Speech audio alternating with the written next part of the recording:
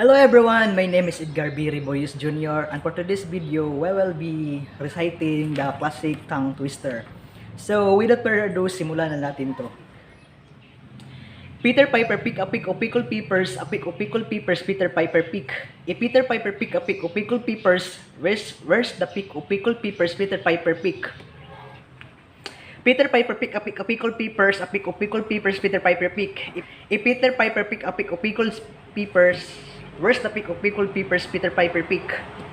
How much would a woodchuck chuck if a woodchuck could a chuck wood?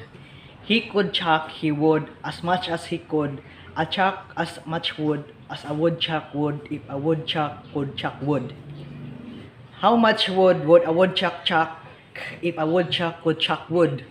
He could chuck he would as much as he could and chuck as much wood as a woodchuck would if a chuck wood could chuck wood.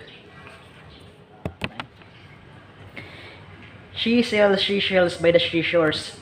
The shells she sells are surely seashells. So if she sells shells on the seashores, I'm sure she sells seashores shells.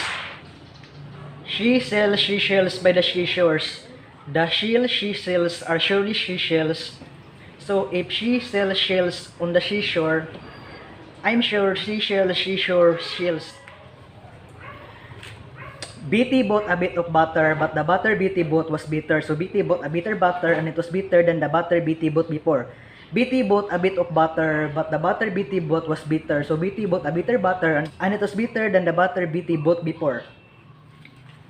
Silly Sally swiftly showed seven silly sheep. The seven silly sheep silly Sally showed. Silly Sally shout, this sheep shouldn't sleep in a shack. Sheep should sleep in a shed. Silly Sally swiftly Silly Sally swiftly showed seven silly sheep. The seven silly sheep silly Sally showed. Silly Sally shout, this sheep shouldn't sleep in a shack. Sheep should sleep in a shed. Silly Sally swiftly showed seven silly sheep. The seven silly sheep silly Sally shout. Silly Sally shout, this sheep shouldn't sleep in a shack. Sheep should sleep in a shed.